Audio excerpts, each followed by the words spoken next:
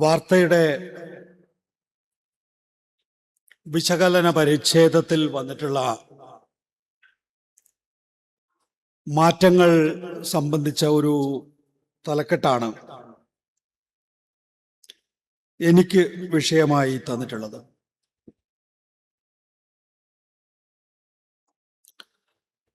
നേരത്തെ ഇവിടെ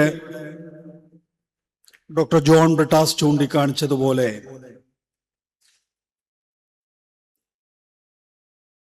വാർത്തയുടെ ലോകം കഴിഞ്ഞ 12 വർഷം കൊണ്ട് പൂർണ്ണമായും മാറിയിരിക്കുന്നു. എന്നാൽ 12 വർഷം കൊണ്ട് മാത്രമാണോ ആ മാറ്റം ഉണ്ടായത് എന്ന് ചോദിച്ചാൽ അത് ശരിയല്ല. താൻ 91 നവ ഉദാരവൽക്കരണം ഈ രാജ്യത്ത് നടപ്പാക്കിയത് മുതൽ മാധ്യമങ്ങൾ എന്ന് പറയുന്നത് കോർപ്പറേറ്റ് കോൺഗ്ലോമറേറ്റിന്റെ ഭാഗമായി മാറിക്കഴിഞ്ഞിരുന്നു. 90-കൾക്കൊരു പ്രത്യേകതയുണ്ട്. ഈ 90-കളിലാണ് ടെലിവിഷൻ രംഗം ഇന്ത്യയിൽ നല്ല രീതിയിൽ സ്വാധീനം ചെലുത്തിയത്. നേരത്തെ ബ്രിട്ടാസ് ചൂണ്ടിക്കാണിച്ച ഡോക്ടർ പ്രണോയ് റോയിയുടെ നേതൃത്വത്തിലുള്ള ആദ്യം ഒരു ടെലിവിഷൻ പരിപാടികൾ അവതരിപ്പിക്കുന്ന കമ്പനിയും പിന്നീട് ഒരു ടെലിവിഷൻ ചാനൽ തന്നെയും ഞങ്ങളെപ്പോലുള്ള വിദ്യാർത്ഥികളെ വല്ലാത്ത രീതിയിൽ ആകർഷിക്കുകയുണ്ടായി. ഞാൻ 1996-ലാണ് എന്റെ വിദ്യാഭ്യാസം പൂർത്തിയാക്കുന്നത്. ഒരു രാഷ്ട്രീയ കുടുംബത്തിൽ ജനിച്ചു വളർന്ന ആളെന്നുള്ള നിലയിൽ വിദ്യാർത്ഥി രാഷ്ട്രീയത്തിൽ വളരെ സജീവമായി പ്രവർത്തിച്ചു വരുന്ന ആളെന്നുള്ള നിലയിൽ ഞാൻ എപ്പോഴും പറയാറുണ്ട്, എന്നെ സംബന്ധിച്ചിടത്തോളം രാഷ്ട്രീയത്തിൽ തുടരുക എന്ന് പറയുന്നത് വലത് കാലെടുത്ത് വെക്കുന്നത് പോലെ മാത്രമേ ഉള്ളൂ. അതല്ലാതെ ഒരു കരിയറിനെ കുറിച്ചൊന്നും സ്വാഭാവികമായും എന്നെ പോലെ അല്ലെങ്കിൽ ഞാൻ ആലോചിച്ചിട്ടില്ല. അപ്പോഴാണ് ഈ ടെലിവിഷന്റെ ഒരു വലിയ പ്രഭാപൂരം 90-കളുടെ തുടക്കത്തിൽ ഉണ്ടാകുന്നത്. അത് ഇന്ത്യൻ ഇംഗ്ലീഷിൽ പ്രണോയ് റോയ്, മലയാളത്തിൽ ശശികുമാർ. സ്വാഭാവികമായിട്ടും നമ്മളെ പോലുള്ള ആളുകൾ ഏഷ്യാനെറ്റ് എന്ന സാധ്യത തേടി. കാരണം ആർക്കും സ്വാധീനിക്കാൻ കഴിയാത്ത രീതിയിലുള്ള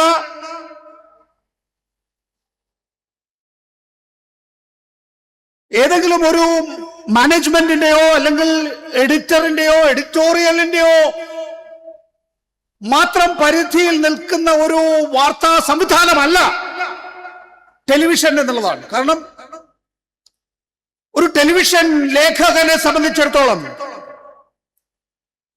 അയാള് ആക്ഷൻ സ്പോട്ടിൽ നിന്നുകൊണ്ട് പറയുന്ന കാര്യങ്ങള് അയാളുടെ നെഞ്ചിൽ ചേർത്ത് വെച്ച മൈക്കിലൂടെ പറയുന്ന സത്യങ്ങൾ അതെങ്ങനെയാണ് സ്റ്റുഡിയോയിലിരിക്കുന്ന ഒരു എഡിറ്റർക്ക് നിയന്ത്രിക്കാനാവുക? മറ്റെവിടെയോ തൂങ്ങിപ്പിടിച്ചു നിൽക്കുന്ന ഒരു മാനേജ്മെന്റിന് എങ്ങനെയാണ് അത് കൈകാര്യം ചെയ്യാനാവുക എന്നുള്ള ചോദ്യം നമ്മളെ പോലുള്ള നിഷ്പക്ഷ മാധ്യമ പ്രവർത്തനം ഈ രാജ്യത്ത് തുടരേണ്ടതിന്റെ ആവശ്യകതയെക്കുറിച്ച് ചിന്തിക്കുന്ന വിദ്യാർത്ഥികൾ സ്വാഭാവികമായിട്ടും അതുകൊണ്ട് തന്നെ ഒരുപക്ഷെ അച്ചടി മാധ്യമത്തെ, ഒരുപക്ഷെ റേഡിയോ മാധ്യമത്തെ മാനേജ്മെന്റുകൾക്ക് നിയന്ത്രിക്കാനാകുമെങ്കിലേ ടെലിവിഷൻ മാധ്യമങ്ങളെ അങ്ങനെ നിയന്ത്രിക്കാൻ കഴിയില്ല എന്ന് ഉറച്ചു വിശ്വസിച്ചു. പ്രത്യേകിച്ച് ഈ പ്രണോയ് റോയുടെയും ശശികുമാറിന്റെയും ഒക്കെ നേതൃത്വം എന്ന് പറയുന്നത് അവർക്ക് ഇപ്പൊ ഏഷ്യാനെറ്റിൽ ഞങ്ങൾ ചേരുമ്പോ ഞങ്ങളെ പോലുള്ള വിദ്യാർത്ഥികളോട് ശശികുമാർ പറഞ്ഞിരുന്ന ഒരു കാര്യമുണ്ട്, നിങ്ങൾ ഇടതൊന്നും വലതൊന്നും നോക്കണ്ട, പക്ഷെ കേരളത്തിന്റെ സ്വഭാവമായിരിക്കണം ആ ചാനലിനെന്നാണ്. എന്ന് പറയുമ്പോൾ കേരളത്തിന്റെ സ്വഭാവം ശശികുമാർ വിവക്ഷിച്ചത് ഇടതുപക്ഷ സ്വഭാവം എന്ന നിലയിലാണ്. അതുകൊണ്ട് ഏഷ്യാനെറ്റ് ഒരു ഇടതുപക്ഷ സ്വഭാവമുള്ള ചാനൽ എന്നുള്ള നിലയിലേക്ക് വന്നു പിന്നീട്, അല്ലെങ്കിൽ അതിനെ ആ രീതിയിലുള്ള ഒരു ബ്രാൻഡിങ് നൽകി പിന്നീട്. ഇത് നീതിയുക്തമായിട്ടുള്ള ഒരു മാധ്യമ ലോകമായിരുന്നു അത്. ഇതേ കാലഘട്ടത്തിൽ തന്നെ സമാന്തരമായ, അതായത് ടെലിവിഷന്റെ വലിയ പ്രഭാപൂരം ഇങ്ങനെ നിറഞ്ഞാടുന്ന ഘട്ടത്തിൽ തന്നെയാണ് നവ ഉദാരവൽക്കരണത്തിലൂടെ കോർപ്പറേറ്റുകൾ മാധ്യമ സ്ഥാപനങ്ങളെ ഏറ്റെടുത്തു തുടങ്ങിയത്. എന്തിനാ കോർപ്പറേറ്റുകൾക്ക് മാധ്യമ സ്ഥാപനങ്ങൾ? ആ കാലഘട്ടത്തിലെ നയരൂപീകരണം, തന്റെ വ്യവസായത്തിന് അനുകൂലമായിട്ടുള്ള നയരൂപീകരണം പുതുക്കിക്കൊണ്ടിരിക്കുകയാണല്ലോ. നവ ഉദാരവൽക്കരണ കാലഘട്ടമല്ലേ. ഗവൺമെന്റിന്റെ അടുത്തേക്ക്, ഭരണകൂടത്തിന്റെ അടുത്തേക്ക് നിങ്ങൾക്ക് ചെന്നെത്തണമെങ്കിൽ ഒരു മാധ്യമ സ്ഥാപനം ആവശ്യമായിരുന്നു. ആ കാലഘട്ടത്തിന്റെ മാധ്യമ സ്ഥാപനം എന്ന് പറയുന്നത് ടെലിവിഷൻ മാധ്യമങ്ങളായിരുന്നു. അതുകൊണ്ട് കോർപ്പറേറ്റുകൾ മാധ്യമ സ്ഥാപനങ്ങൾ ഏറ്റെടുത്തു തുടങ്ങി. അപ്പൊ 91 മുതൽ 2014 വരെയുള്ള കാലഘട്ടം പൂർണ്ണമായും നിഷ്കളങ്കമായ കാലഘട്ടമാണോ എന്ന് ചോദിച്ചാൽ ആയിരുന്നില്ല. പക്ഷെ കോർപ്പറേറ്റുകൾ ഏറ്റെടുത്തപ്പോൾ പോലും ന്യൂസ് റൂമുകൾക്ക്, എഡിറ്റോറിയലുകൾക്ക് അവരുടേതായിട്ടുള്ള സ്വാതന്ത്ര്യം ഒരു പരിധി വരെ വകവെച്ച് നൽകിയിരുന്നു. ആ വകവെച്ച് നൽകുന്നതാണ് നമ്മളെപ്പോലുള്ള വിദ്യാർത്ഥികളുടെ, പുതിയ ടെലിവിഷൻ പ്രവർത്തകരുടെ കണ്ണിൽ എന്തോ സ്വതന്ത്ര മാധ്യമ പ്രവർത്തനം ഇവിടെ നാട്ടിൽ വലിയ തോതിൽ വേരുപിടിക്കുകയാണ് എന്ന തോന്നലുണ്ടാക്കിയത്. ഇപ്പൊ കോർപ്പറേറ്റുകൾ ഏറ്റെടുത്തു. എല്ലാ കോർപ്പറേറ്റുകൾക്കും ഒരു മാധ്യമ സ്ഥാപനം എന്നുള്ള നില വന്നു. നിലവിലുള്ള മാധ്യമ സ്ഥാപനങ്ങൾ ഏറ്റെടുത്തു. അതുപോലെ തന്നെ പുതിയ മാധ്യമങ്ങൾ അവര് ആരംഭിച്ചു. പുതിയ മാധ്യമങ്ങൾ കോർപ്പറേറ്റുകൾ ആരംഭിക്കുമ്പോൾ നിലവിലുള്ള മാധ്യമങ്ങളെ സംബന്ധിച്ചിടത്തോളം ഇതിനൊപ്പം കളം പിടിക്കാൻ വേണ്ടി കോർപ്പറേറ്റുകളുടെ മൂലധന നിക്ഷേപത്തിന്റെ അത്ര തന്നെ മൂലധന നിക്ഷേപം നടത്തേണ്ടി വന്നു. അപ്പൊ സ്വാഭാവികമായിട്ടും അവർക്ക് രംഗത്ത് തുടരാൻ കഴിയാത്ത സാഹചര്യം ഉണ്ടായി. മത്സരിക്കുന്നതിന് വേണ്ടി അവരും കോർപ്പറേറ്റ് പങ്കാളിത്തം തേടി, അല്ലെങ്കിൽ കോർപ്പറേറ്റുകൾക്ക് വിറ്റൊഴിഞ്ഞു പോയി. 2014 ആയപ്പോഴേക്കും സ്ഥിതി പൂർണ്ണമായും വ്യത്യസ്തമായി. അങ്ങനെ എല്ലാ കോർപ്പറേറ്റുകളും ഒന്നും മാധ്യമ സ്ഥാപനങ്ങൾ നടത്തേണ്ടതില്ല. തന്റെ സുഹൃത്തുക്കളായിട്ടുള്ള കോർപ്പറേറ്റുകൾ മാത്രം മാധ്യമ സ്ഥാപനം നടത്തിയാൽ മതിയെന്ന്. ഇന്ത്യയില് 1,20,000-ഓളം മാധ്യമങ്ങളുണ്ട്, 22,000 വർത്തമാന പത്രങ്ങളുണ്ട്, 900-ലധികം ടെലിവിഷൻ ചാനലുകളുണ്ട്, 300-ലധികം വാർത്താ ചാനലുകളുണ്ട്, 800-ലധികം റേഡിയോ സ്റ്റേഷനുകളുണ്ട്.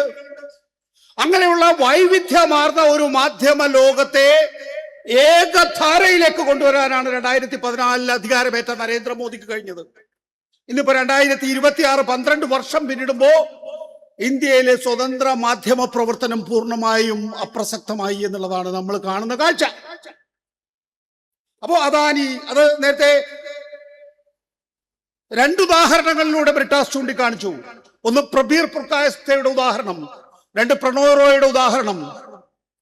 പ്രബീർ പുർക്കായസ്ഥയുടെ ഉദാഹരണം എന്ന് പറയുന്നത്, നമ്മൾ ഈ മാധ്യമ പ്രവർത്തനത്തിനെതിരായിട്ടുള്ള നരേന്ദ്രമോദി സർക്കാരിന്റെ കടിഞ്ഞാൺ എന്ന നിലയിൽ മാത്രം വിലയിരുത്തിയാൽ പോരാ. പ്രബീർ പുർക്കായസ്ഥയെ 2024 ലോക്സഭാ തെരഞ്ഞെടുപ്പിന് തൊട്ടു മുമ്പാണ് പിടിച്ചുകൊണ്ട് പോകുന്നത്. പ്രബീർ പുർക്കായസ്ഥയെ പിടിച്ചുകൊണ്ട് പോയതിനൊരു കാരണമുണ്ട്. അന്ന് പ്രധാനമായും 2 പേരെയാണ് അറസ്റ്റ് ചെയ്തിട്ടുള്ളത്. ഒന്ന് അരവിന്ദ് കെജ്രിവാൾ, ഹിന്ദി ഭാഷയിൽ രാഷ്ട്രീയം സംസാരിക്കാൻ കഴിയുന്ന നരേന്ദ്രമോദി കഴിഞ്ഞാലുള്ള ഏറ്റവും പ്രമുഖനായിട്ടുള്ള വ്യക്തി.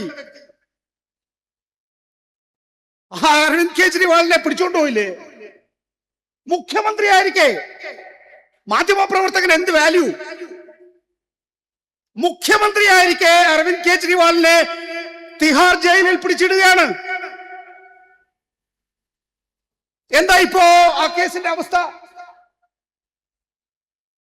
ഒരു മുഖ്യമന്ത്രിയെ, നേരത്തെ പ്രണോയ് റോയ് പറഞ്ഞ കാര്യം പറഞ്ഞല്ലോ, എനിക്ക് വേണ്ടി ഡൽഹി പ്രസ് ക്ലബിലെ 1-2 മാധ്യമ പ്രവർത്തകർ ഒഴിച്ച് വേറെ ആരും ഒപ്പം ഉണ്ടായിരുന്നില്ല എന്ന്.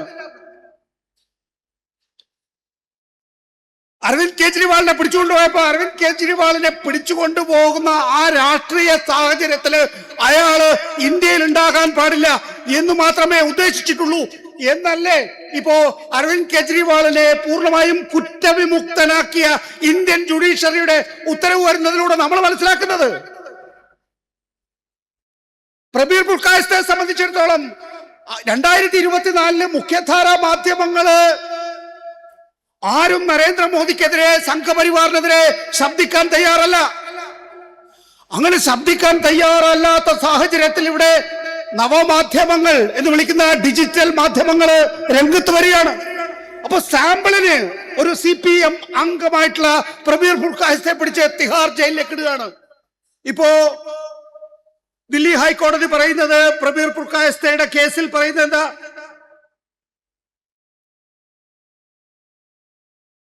Gross abuse of law. Gross abuse of law. ആരാ ഗ്രോസ് അബ്യൂസ് ചെയ്തത്? ഇന്ത്യൻ ഭരണകൂടം. പ്രണോയുടെ കാര്യത്തില് പ്രണോയെ വിമാനത്തിൽ കയറുന്നത് വരെ കാത്തിരുന്നു. അതിനൊരു നാടകീയത വേണമല്ലോ.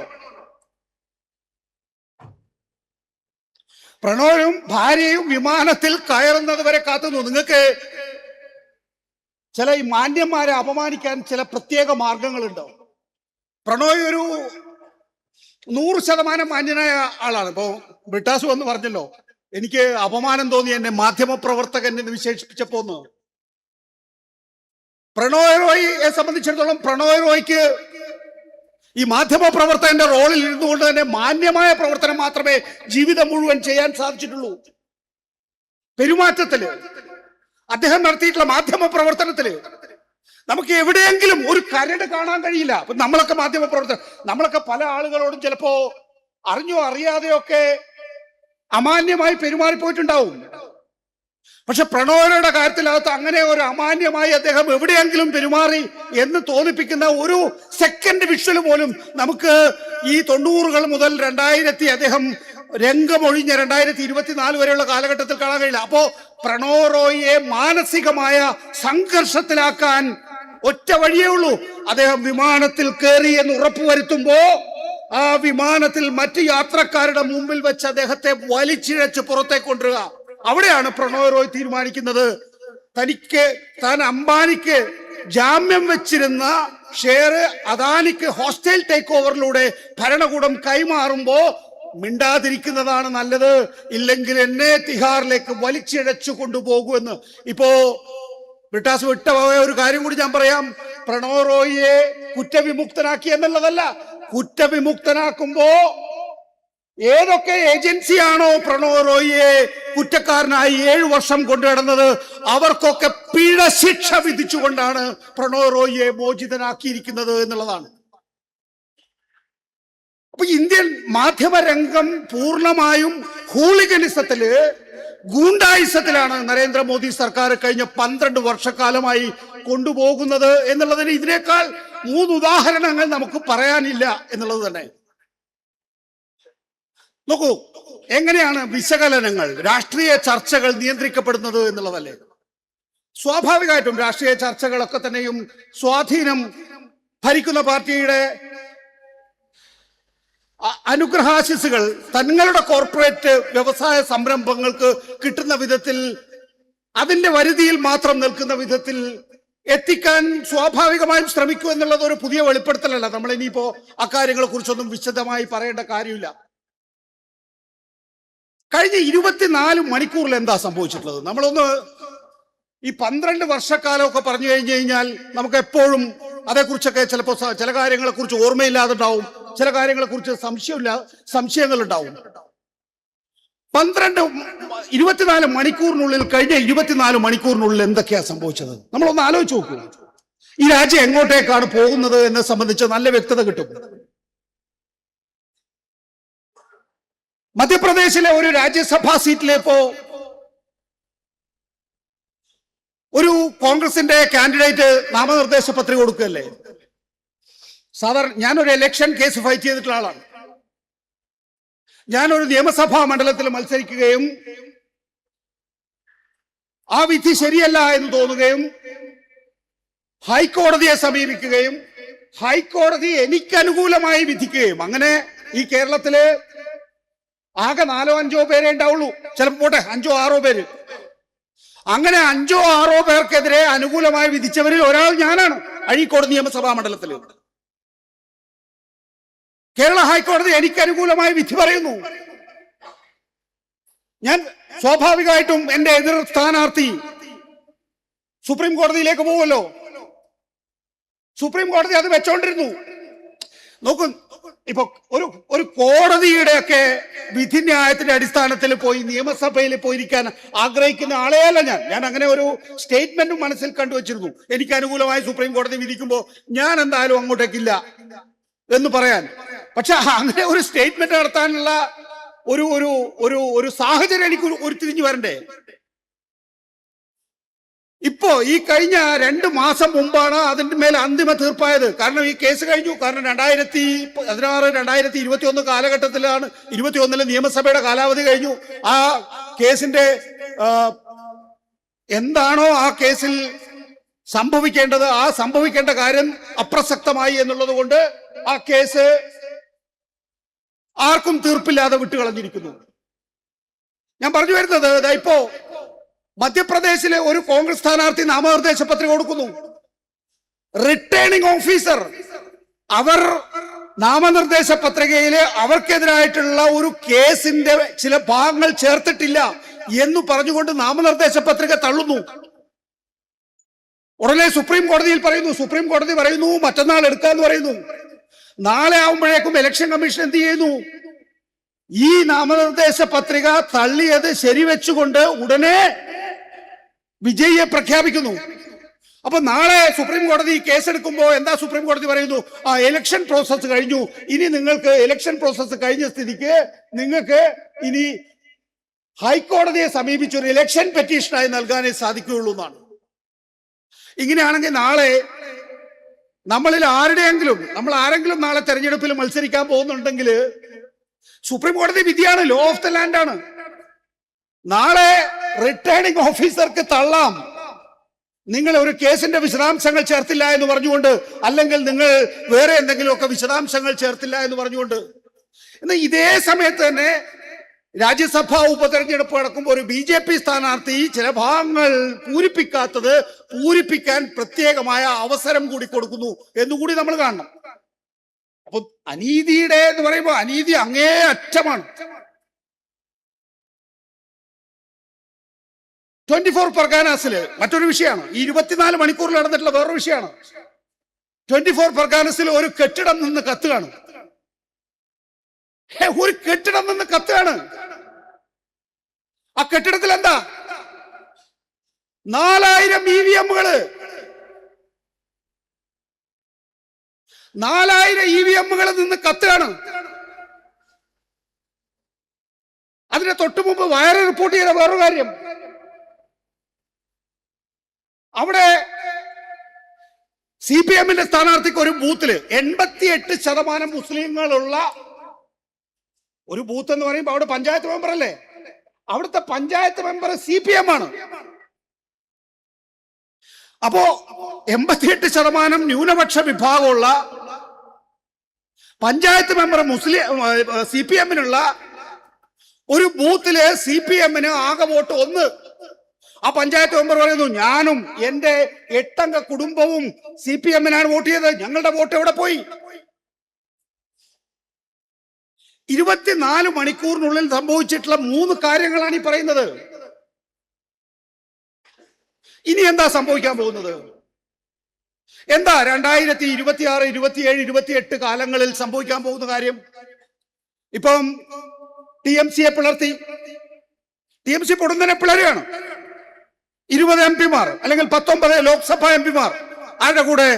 BJP-യുടെ കൂടെ ഒരു കേന്ദ്രമന്ത്രിയുടെ വീട്ടിൽ യോഗം ചേരുകയാണ്. ഈ ഇന്ത്യൻ പാർലമെന്റ് നമ്മൾ നോക്കിക്കഴിഞ്ഞാൽ നമുക്ക് കാണാം, അവിടെ കോൺഗ്രസിനേക്കാൾ ശക്തമായി BJP-യെ നേരിട്ടുകൊണ്ടിരിക്കുന്നതായി കാണാറുള്ളത്, പ്രകടനപരതയിൽ നമ്മൾ കാണാറുള്ളത് TMC-യും BJP-ക്കാരും തമ്മിലുള്ള അടിയാണ്. പക്ഷെ ഒരൊറ്റ സുപ്രഭാതത്തിൽ എന്ത് ചെയ്യുന്നു? TMC നേരെ പോയി ഒരു കേന്ദ്രമന്ത്രിയുടെ വീട്ടിൽ ചേർന്ന് യോഗത്തില് BJP-ക്ക് പിന്തുണ പ്രഖ്യാപിക്കുകയാണ്. 19 MP-മാർ ലോക്സഭാ MP-മാർ, 3 രാജ്യസഭാ MP-മാർ രാജിവെച്ച് കഴിഞ്ഞു, ബാക്കിയുള്ളവർ രാജിവെക്കാൻ ഒരുങ്ങുകയാണ്. അതായത് 16 പേരെ കൂടി സംഘടിപ്പിക്കാൻ കഴിയുകയാണെങ്കിൽ രാജ്യസഭയിൽ 2/3 ഭൂരിപക്ഷമായി. Shiv Sena UBT പിളർത്തി, NCP പിളർത്തി. ഇപ്പൊ വീണ്ടും ബാക്കിയുള്ള ശിവസേന UBTയുടെ ആളുകളെ കൂടി ലോക്സഭയിൽ ഒപ്പം ചേർക്കാൻ വേണ്ടി BJP കരുനീക്കം നടത്തിയെന്നാണ് പറയുന്നത്. എന്തിനാ ഇത്? ഡീലിമിറ്റേഷൻ ബില്ല് കഴിഞ്ഞ ഒരു മാസം മുമ്പ് അല്ലെങ്കിൽ 2 മാസം മുമ്പ് പാർലമെന്റിൽ തള്ളപ്പെട്ടു പോയി അല്ലെ? ഈ ഡീലിമിറ്റേഷൻ ഇല്ലാതെ ജയിക്കാനാകില്ല. 2019 BJP ജയിച്ചത് എങ്ങനെ? പുൽവാമ, ബാലക്കോട്ട്. 2024 BJP ജയിച്ചത് എങ്ങനെ? രാമക്ഷേത്രത്തിന്റെ പ്രാണപ്രതിഷ്ഠ. 2029 BJPയെ ജയിക്കണമെങ്കിൽ ഡീലിമിറ്റേഷൻ വേണം. എന്താ ഡീലിമിറ്റേഷൻ എന്ന് പറയുന്നത്? 800 സീറ്റുകളാക്കുക, BJPയുടെ ശക്തി കേന്ദ്രങ്ങളിൽ സീറ്റുകൾ വർദ്ധിപ്പിച്ചു കൊടുക്കുക, ആ ശക്തി കേന്ദ്രങ്ങളിലെ സീറ്റുകൾ വർഗീയ അടിസ്ഥാനത്തിൽ വിഭജിക്കുക, പുനർനിർണയിക്കുക. അത്രേ ഉള്ളൂ. വളരെ സിമ്പിളാണ്. അതില്ലാതെ BJPക്ക് മുന്നോട്ട് പോകാൻ കഴിയില്ല. അതിന് ഉണ്ടാക്കേണ്ട സാഹചര്യങ്ങൾ എന്തൊക്കെ ഉണ്ടാക്കാമോ അത് മുഴുവൻ ഉണ്ടാക്കിയിരിക്കുന്നു. നമ്മൾ പരസ്പരം സംസാരിക്കുന്ന ഘട്ടത്തിൽ EVM-നെ കുറിച്ചൊക്കെ ഇന്നും എന്നോടൊപ്പം എന്നെ വാഹനത്തിൽ ഇങ്ങോട്ടേക്ക് കൊണ്ടുവന്ന ഒരു സഹാബ് ചോദിച്ചു, സഹാബേ, ഈ EVM-നെ കുറിച്ച് എന്താ അഭിപ്രായം? എന്താ അഭിപ്രായം? 4000 EVM-കൾ നിന്ന് കത്തുന്നതായി നമ്മൾ കാണുകയല്ലേ ചെയ്യുന്നത്. എന്റെ ബലമായ വിശ്വാസം എന്ന് പറയുന്നത് ബംഗാളിലെ EVM അട്ടിമറിക്കാൻ തീരുമാനിച്ചിരുന്നു. ബംഗാളിൽ ഏത് അട്ടിമറിക്കാൻ ചർച്ച ചെയ്യപ്പെടാതിരിക്കാൻ വേണ്ടി തമിഴ്നാട്ടിലും കൂടി EVM അട്ടിമറിച്ചു എന്നുള്ളതാണ്. അല്ലെങ്കിൽ DMK ഈ സദസ്സിൽ ഇരിക്കുന്ന ആർക്കെങ്കിലും കേരളത്തിൽ ഒരുപക്ഷെ UDF അധികാരത്തിൽ വന്നേക്കാം എന്ന് ഏറ്റവും ഹാർഡ് കോറായി CPM-കാർ പോലും ചിലപ്പോ ഒരു സംശയം മനസ്സിലുണ്ടായിരുന്നു. പക്ഷേ തമിഴ്നാട്ടില് DMK അധികാരത്തിൽ നിന്ന് പുറത്തു പോകും, സ്റ്റാലിൻ തോൽക്കുമെന്ന് ആരെങ്കിലും ഒക്കെ വിചാരിച്ചിരുന്നോ? നിങ്ങളൊക്കെ തമിഴ്നാട്ടിൽ പോകുന്ന വരുന്നവരല്ലേ, രാഷ്ട്രീയം വായിക്കുന്നവരല്ലേ? ഇന്നലെ സിനിമയിലേക്ക് വന്നിട്ടുള്ള വിജയ്, ഞാൻ അയാളെ കുറച്ച് കാണുന്നില്ല. അയാള് അധികാരത്തിലേറിയതിനു ശേഷം ചെയ്തിട്ടുള്ള അയാള് വളരെ പക്വമായ രീതിയിൽ മുന്നോട്ട് പോകുന്നുണ്ട്. ഇപ്പൊ ആ രീതിയിലുള്ള രാഷ്ട്രീയം നമ്മൾ ഒട്ടും കുറച്ച് കാണേണ്ടതില്ല. ഇപ്പൊ 2014 മുതൽ 2026 വരെയുള്ള കാലഘട്ടത്തില് മാധ്യമങ്ങളെ ഇവര് മെരുക്കിയെടുത്ത് വേട്ടപ്പട്ടിയാക്കി മാറ്റിയതുപോലെ, ജുഡീഷ്യറിയെ തങ്ങളുടെ അധീനതയിലാക്കിയതുപോലെ, ലെജിസ്ലേച്ചറിനെ അപ്രസക്തമാക്കിയതുപോലെ, അതൊന്നും ഒരൊറ്റ ദിവസം കൊണ്ടല്ല ചെയ്യുന്നത്. ജമ്മു കശ്മീർ എന്ന സംസ്ഥാനത്തെ തരം താഴ്ത്തിയതുപോലെ, പ്രബീർ പുർക്കായസ്ഥയെയും അതുപോലെ പ്രണോയ് റോയെയും അപമാനിച്ച് അപ്രസക്തമാക്കിയതുപോലെ, അരവിന്ദ് കെജ്രിവാളിനെ പോലെ ഒരു രാഷ്ട്രീയ നേതാവ്, ഉയർന്നു വരുന്ന രാഷ്ട്രീയ നേതാവ്, അയാളുടെ രാഷ്ട്രീയത്തിലൊന്നും എനിക്ക് യോജിപ്പില്ല. ആ രാഷ്ട്രീയ നേതാവിനെ 8 മാസം ജയിലിൽ കിടത്തി ഇപ്പോ രാഷ്ട്രീയത്തിൽ നിന്ന് പുറത്തേക്ക് തള്ളാൻ ശ്രമിക്കുന്നത് പോലെ അടുത്ത 25 വർഷക്കാലത്തെ രാഷ്ട്രീയം സംഘപരിവാർ സെറ്റ് ചെയ്തിട്ടുണ്ട് എന്നുള്ള ബോധ്യം നമുക്കില്ലെങ്കിൽ നമ്മൾ ഓരോരുത്തരും രാഷ്ട്രീയ പ്രവർത്തകരല്ല കൂട്ടരെ. 25 വർഷത്തെ രാഷ്ട്രീയമെങ്കിലും ഏറ്റവും കുറഞ്ഞത് നരേന്ദ്രമോദിയും അമിത്ഷായും സംഘപരിവാറും RSSും ചേർന്ന് സെറ്റ് ചെയ്ത് വെച്ചിട്ടുണ്ട്. അങ്ങനെ 25 വർഷത്തേക്കുള്ള യാത്രക്കിടയിലാണ് നിങ്ങൾക്ക് മമതയെ ബംഗാളിൽ തോൽപ്പിക്കണം. മമത എന്ന് പറയുന്നത് എന്റെ പാർട്ടിയിൽ ഏറ്റവും കൂടുതൽ സഹാക്കളെ കൊന്ന ആളാണ്. എനിക്കവരെ ജയിക്കണമെന്ന് ആഗ്രഹമില്ല. പക്ഷേ മമതയെ തോൽപ്പിക്കുന്നതിലൂടെ മാത്രമേ നിങ്ങൾക്ക് ആ പാർട്ടിയിലെ മഹാഭൂരിപക്ഷം MP-മാരെ തങ്ങളോടൊപ്പം കിട്ടുള്ളൂ എന്ന് കരുതി അവരെ തോൽപ്പിക്കുക. ഇപ്പോ DMK ഒറ്റപ്പെടുത്തിയിരിക്കുന്നു. എന്തിനാ? ഇതുകൊണ്ട് 2 കാര്യങ്ങളുണ്ട്. DMK ഒറ്റപ്പെടുത്താം. കോൺഗ്രസ് ആണെങ്കിൽ വേഗം കൈയും കാലും കഴുകി അടുത്ത ക്യാമ്പിലേക്ക് പോയി അടിച്ചോണ്ടിരിക്കുക. അപ്പോ DMK ഒറ്റപ്പെടുത്താം. ഇനി നാളെ DMKക്ക് 2029 വളരെ വേഗത്തിൽ അധികാരം തിരിച്ചു വരണമെന്നാണല്ലോ ആഗ്രഹം. ഒരു പാക്കേജ് കൊടുക്കാൻ തയ്യാറുണ്ടെങ്കിൽ DMKയും ഈ പറയുന്ന ഡീലിമിറ്റേഷൻ ബില്ലിനെ പിന്തുണയ്ക്കുകയാണെങ്കിൽ ഒരാഴ്ച 2 ആഴ്ചക്കുള്ളിൽ ഡീലിമിറ്റേഷൻ ബില്ല് പാസ്സാവും. കേരളം, നേരത്തെ ബ്രിട്ടാസ് പറഞ്ഞല്ലോ, കേരളം ഇതിൽ നിന്നൊക്കെ വേറിട്ട് നിൽക്കുന്ന ഭൂമികയാണെന്ന്. അങ്ങനെ ഒരു തെറ്റിദ്ധാരണയൊന്നും നമുക്ക് വേണ്ട. 2026 CPM പുറത്താക്കി, ഇടതുപക്ഷ ജനാധിപത്യ മുന്നണിയെ പുറത്താക്കി. ഇനി 27-ലും 28-ലും വരാൻ പോകുന്ന ഡിസ്കഷൻ എന്താണ് കേരളത്തില്? എന്താ? രണ്ട് പ്രധാനപ്പെട്ട കാര്യങ്ങളാണ് 27-ലും 28-ലും ഈ രാജ്യം തന്നെ ചർച്ച ചെയ്യാൻ പോകുന്നത്. ഒന്ന്, സെൻസസ്, ജാതി സെൻസസ്. ജാതി സെൻസസ് എന്ന് പറയുമ്പോ പല സ്ഥലങ്ങളിൽ പലതരത്തിലായിരിക്കും. ഇപ്പൊ മണ്ഡൽ കമ്മീഷൻ റിപ്പോർട്ട് വന്ന സമയത്ത് നമ്മുടെ നാട്ടിലൊന്നും വലിയ തോതിൽ അതിന് പ്രത്യാഘാതം ഉണ്ടായില്ല. ഇനിയിപ്പോ ജാതി സെൻസസ് വന്നു കഴിഞ്ഞാൽ നമുക്കറിയാം, വടക്കേ ഇന്ത്യയിലൊക്കെ തന്നെയും OBC-യുടെയും EBC-യുടെയും കണക്ക് വെച്ച് പുതിയ രാഷ്ട്രീയം രൂപപ്പെടും. ഈ കേരളത്തിൽ രൂപപ്പെടുത്താൻ ആഗ്രഹിക്കുന്ന കാര്യങ്ങൾ എന്താ? അപ്പൊ ഒന്ന് സെൻസസ് ആണെങ്കിൽ, രണ്ടാമത്തേത് ഏറ്റവും പ്രധാനപ്പെട്ട കാര്യം എന്താണ്? ഒരു ഉന്നതതല സമിതിയെ രൂപീകരിച്ചിരിക്കുന്നു. എന്തിനാ ഉന്നതതല സമിതി അറിയാമോ? രാജ്യത്തിന്റെ ചില പ്രത്യേക ഭൂവിഭാഗങ്ങളിൽ ചില മതവിഭാഗങ്ങൾ ശക്തമാകുന്നു. അതിന്റെ കാരണങ്ങൾ എന്ത്? അതെന്തുകൊണ്ട്? അപ്പൊ 27-ലും 28-ലും കേരളം പോലൊരു സ്ഥലത്ത് മുസ്ലിം വേഴ്സസ് അതേഴ്സ് എന്ന രീതിയിലുള്ള ഒരു സാഹചര്യം സൃഷ്ടിക്കാൻ ഇപ്പോഴേ കരുനീക്കങ്ങൾ തുടങ്ങിയിരിക്കുന്നു. അങ്ങനെ ഉണ്ടായാൽ, ഞാൻ വേറൊരു കാര്യം പറയട്ടെ. സമയമായോ? 5 മിനിറ്റ് എടുക്കുള്ളൂ. 26 നിയമസഭാ തെരഞ്ഞെടുപ്പിന് മുമ്പ് നമ്മളോട് പലരും പറയുന്ന ഒരു കാര്യം ഉണ്ടായിരുന്നു. ഇതിനകത്തിപ്പോ വിശ്വസിക്കുകയോ ഇല്ലയോ എന്നുള്ളതൊന്നും അല്ലല്ലോ. സംഘപരിവാറിന്റെ വോട്ട് ഇത്തവണ LDF-ന്റെ പെട്ടിയിൽ വീഴുമായിരുന്നു. പലരും നമ്മളോട് വന്ന് ചെവിയിൽ പറയും. ഇത്തവണ ബോധപൂർവം എന്നോടൊരു BJP-യുടെ പ്രമുഖനായിട്ടുള്ള, എനിക്ക് എല്ലാ രാഷ്ട്രീയ പാർട്ടികളിലും ബന്ധമുണ്ട്. കാരണം എന്താ, ഞാൻ 10-28 കൊല്ലം മാധ്യമ പ്രവർത്തകനായിട്ടുള്ള ആളാണ്. എല്ലാവരെയും ഫോണിൽ വിളിച്ച് സംസാരിക്കാനുള്ള ബന്ധം എനിക്കുണ്ട്. BJP-യുടെ ഏറ്റവും പ്രധാനപ്പെട്ട ഒരു നേതാവ് പറയാം, ഞങ്ങളുടെ നേതാക്കൾക്ക് ആഗ്രഹം നിങ്ങൾ അധികാരത്തിൽ വരണമെന്നാണ്. ഈ പ്രതീതി അവരെ ത്രൂ ഔട്ട് ഉണ്ടാക്കി. അതുകൊണ്ട് രണ്ട് കാര്യങ്ങളുണ്ട്. ഒന്ന്, ന്യൂനപക്ഷങ്ങൾ ഇടതുപക്ഷ ജനാധിപത്യ മുന്നണിയെ അവിശ്വസിക്കും. അവരുടെ ഉന്നം എന്ന് പറയുന്നത് ആ നിലയിലുള്ള ഒരു പ്രതീതി ഉണ്ടാക്കുകയും അവർ യഥാർത്ഥത്തിൽ ഉണ്ടാക്കാൻ പോകുന്ന ഡീല് പുറത്തു വരാതിരിക്കുകയും വേണം. കേരളത്തില് ജമാഅത്തെ ഇസ്ലാമിയും ലീഗും കേന്ദ്രീകരിച്ചിട്ടുള്ള ഒരു ഭരണമാണ് തങ്ങൾക്ക് വളം എന്ന കാര്യത്തില് BJP-യെ സംബന്ധിച്ചിടത്തോളം ഒരു സംശയവും ഇല്ലായിരുന്നു. പക്ഷെ അവരെന്താ തുടർച്ചയായി പറഞ്ഞുകൊണ്ടിരുന്നത്? ഇടതുപക്ഷ ജനാധിപത്യ മുന്നണിയെ നമ്മൾ അധികാരത്തിലെത്തിച്ചാൽ, ഇടതുപക്ഷ ജനാധിപത്യ മുന്നണി മൂന്നാമതും അധികാരത്തിൽ വന്നാൽ ആ ഭരണം കൊണ്ട് തന്നെ ആ പാർട്ടി ഇല്ലാതാകും. UDF സ്വാഭാവികമായും ഭരണമില്ലാതെ തകരും. ഇതായിരുന്നു അവർ പുറത്തു പറഞ്ഞിരുന്നെങ്കിൽ. അകത്ത് യഥാർത്ഥത്തില് അവർക്ക് ഒരു ബൈനറി സൃഷ്ടിക്കേണ്ടതുണ്ടായിരുന്നു. എന്താണ് ആ ബൈനറി? അതായത് ഈ പറയുന്ന മുസ്ലിം ലീഗിന് ആധിപത്യമുള്ള ഒരു ഭരണകൂടത്തിൽ നിന്നുണ്ടാക്കാൻ കഴിയുന്ന ഒരു പൊതുപ്രതീതി, ആ പൊതുപ്രതീതി ഉപയോഗിച്ച് മുന്നോട്ട് പോകാൻ സാധിക്കുക CPM-നല്ല, LDF-നല്ല, അത് BJP-ക്കാണ്, സംഘപരിവാറിനാണ് എന്നുള്ളതാണ്. ഇത് അതാ ഞാൻ പറഞ്ഞത് നേരത്തെ. ഇത് നമ്മള് ഒട്ടും കുറച്ച് കാണരുത് RSS-നെ. അവര് ഈ തെരഞ്ഞെടുപ്പിനെ കുറിച്ച് മാത്രമല്ല ആലോചിക്കുക.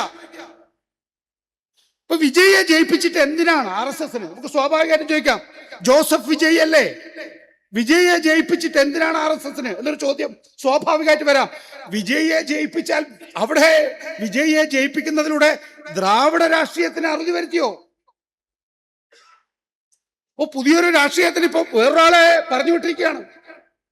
അപ്പോ നീ അവിടെ നിന്ന് ശ്രമിക്കേ, ഞാൻ ഇവിടെ നിന്ന് ശ്രമിക്കാം. ഒന്ന്, വലിയ വിഷയമാണ്, നമുക്ക് കുറച്ചുകൂടി സമയം ഉണ്ടായിരുന്നെങ്കിൽ നല്ല, പക്ഷെ കുറേയധികം സഹാക്കൾ സംസാരിക്കേണ്ടതുണ്ട് എന്നുള്ളത് കൊണ്ട് ഞാൻ അവസാനിപ്പിക്കുകയാണ്. നോക്കൂ, ജുഡീഷ്യറി അപ്രസക്തായി. ഇനി ഇതിൽ കൂടുതൽ അപ്രസക്തമാകാനില്ല. ജയന്തി നടരാജന്റെ വിധിന്യായത്തിലൂടെ പൂർണ്ണമായും കീഴ്പ്പെട്ടിരിക്കുന്നു ജുഡീഷ്യറി. രണ്ട്, ഇലക്ഷൻ കമ്മീഷൻ വീട്ടിന്റെ മുന്നിൽ കെട്ടിയെടുക്കുന്ന പട്ടിക്ക് ഇതിനേക്കാളും വില കൊടുക്കണം നമ്മൾ. എക്സിക്യൂട്ടീവ് ആകെ BJP പറയുന്നതിനനുസരിച്ചാണ് ചലിക്കുന്നത് എന്ന കാര്യത്തിൽ ആർക്കെങ്കിലും ഇനി തർക്കമുണ്ടാകും എന്ന് കരുതാനാവില്ല. ലെജിസ്ലേച്ചർ എന്ന് പറയുന്നത് ഒരു പെട്ടി പണം ഉണ്ടെങ്കിൽ കൂടെ പോരുന്നവരാണ്.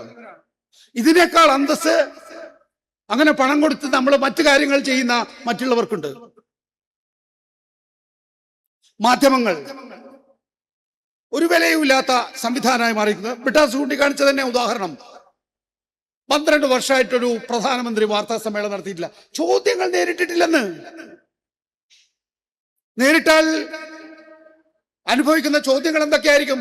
അയാളുടെ ഡിഗ്രി കാലഘട്ടം മുതലുള്ള ചോദ്യങ്ങളില്ലേ ഈ രാജ്യത്ത്? എൻറ്റയർ പൊളിറ്റിക്കൽ സയൻസിൽ അഹമ്മദാബാദ് യൂണിവേഴ്സിറ്റിയിൽ നിന്ന് ഡിഗ്രി, എൻറ്റയർ പൊളിറ്റിക്കൽ സയൻസിൽ ഡൽഹി യൂണിവേഴ്സിറ്റിയിൽ നിന്ന് പോസ്റ്റ് ഗ്രാജുവേഷൻ.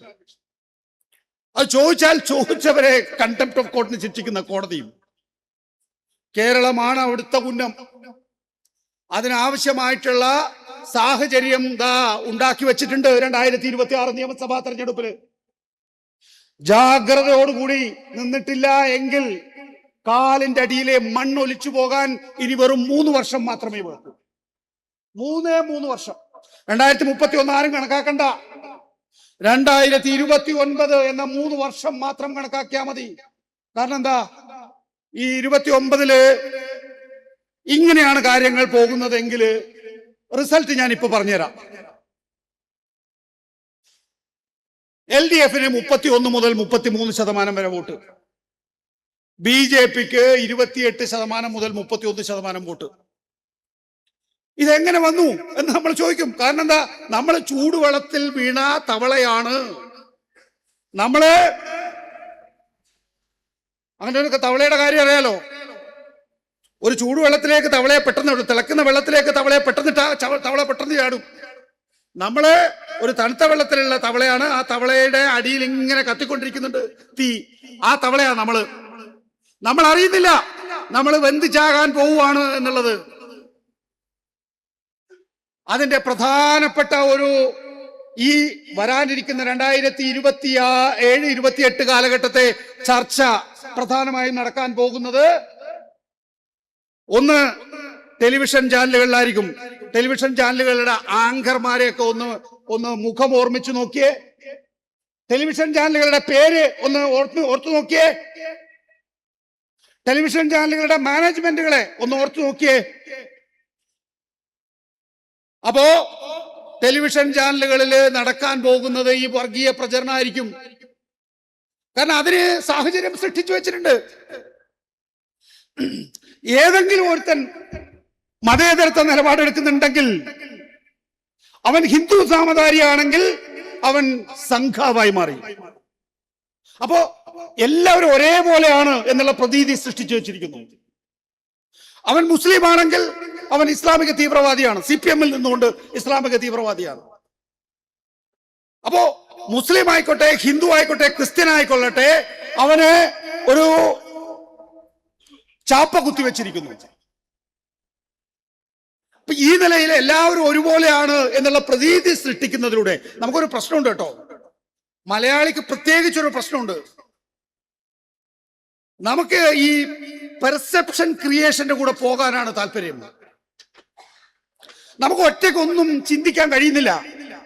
പ്രത്യേകിച്ച് സാമൂഹ്യ മാധ്യമങ്ങൾ വന്നതിന് ശേഷം ഒരു വാർത്തയുണ്ട്, അത് മാതൃഭൂമി റിപ്പോർട്ട് ചെയ്തില്ലെങ്കിൽ, മനോരമ റിപ്പോർട്ട് ചെയ്തില്ലെങ്കിൽ തന്നെയും അത് അനീതിയാണല്ലോ എന്ന് വിചാരിച്ച് അതിന്റെ പിന്നാലെ പോകാൻ ഇപ്പൊ നമ്മൾ തയ്യാറല്ല.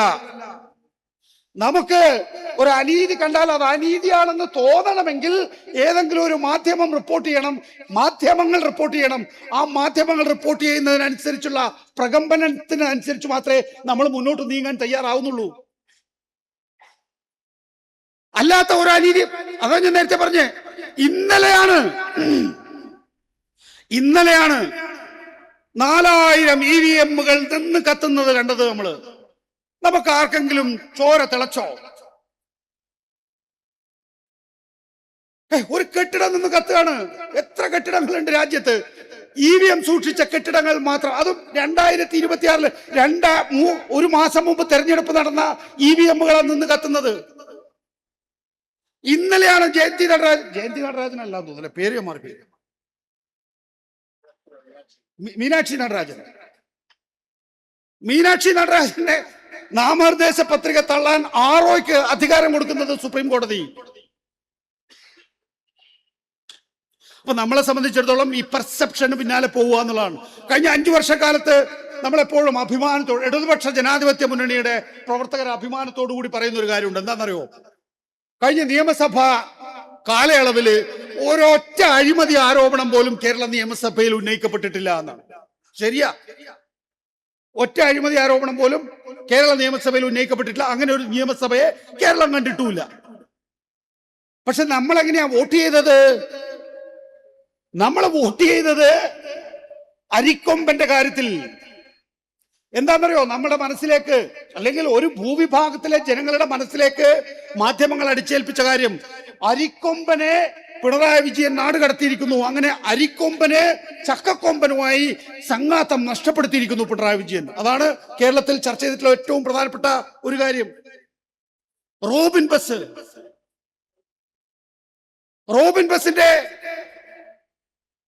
കേരളത്തിലെ പുതിയ വ്യവസായ സ്ഥാപനങ്ങൾ സാധ്യമാകില്ല എന്ന് കാണിക്കാൻ വേണ്ടി മാധ്യമങ്ങൾ ഉയർത്തി കാണിച്ച ഒരു കാര്യമായിരുന്നു. അതേസമയം നമ്മൾ ഈസ് ഓഫ് ഡൂയിങ് ബിസിനസ്സിൽ ഒന്നാമതെത്തുന്നു എന്നുള്ള കാര്യം മറച്ചു വെക്കപ്പെടുകയും ചെയ്യുന്നു. ഇങ്ങനെ വൈകാരികമായി നമ്മളെ ബന്ധിപ്പിക്കുന്ന, നമ്മുടെ സ്വഭാവം വ്യക്തമായി മനസ്സിലാക്കിയിട്ടുള്ള ഈ പറയുന്ന, നേരത്തെ പറഞ്ഞ പോലെ തന്നെ RSS ആയിക്കോട്ടെ, സംഘപരിവാർ ആയിക്കോട്ടെ, മൗദൂദികളായിക്കൊള്ളട്ടെ, അതുപോലെ തന്നെ ഈ സകല കമ്മ്യൂണിസ്റ്റ് വിരോധികളും ഒത്തുചേർന്ന ലൂസായിട്ടുള്ള UDF സംവിധാനം ആയിക്കൊള്ളട്ടെ, ഇവർക്ക് കഴിഞ്ഞിരിക്കുന്നു എന്നുള്ളതാണ്. അപ്പോ ചുരുക്കുകയാണ്, നിൽക്കണോ പോണോ? ഇതാണ് നമ്മൾ 2029 തീരുമാനിക്കേണ്ട കാര്യം. കേരളം അതിന്റെ സ്വാഭാവികമായ ആവാസ വ്യവസ്ഥ, മതേതരത്വം, ജനാധിപത്യം, ഈ ആവാസ വ്യവസ്ഥയിൽ കേരളം തുടരാൻ പാടില്ല എന്ന് നിശ്ചയിക്കാൻ പോകുന്ന കാലഘട്ടമാണ് ഈ 2026 മുതൽ 29 വരെയുള്ള കാലഘട്ടം. അതിന് കളമൊരുക്കാൻ പോകുന്നത് കേരളത്തിലെ പ്രത്യേകിച്ച് ദൃശ്യമാധ്യമങ്ങളാണ്. അതിനാവശ്യമായിട്ടുള്ള പാനലുകൾ ഒരുങ്ങിക്കഴിഞ്ഞിരിക്കുന്നു, അതിനാവശ്യമായിട്ടുള്ള ആങ്കറുകൾ ഒരുങ്ങിക്കഴിഞ്ഞിരിക്കുന്നു, അതിനാവശ്യമായിട്ടുള്ള സാഹചര്യവും ഒരുക്കി കഴിഞ്ഞിരിക്കുന്നു.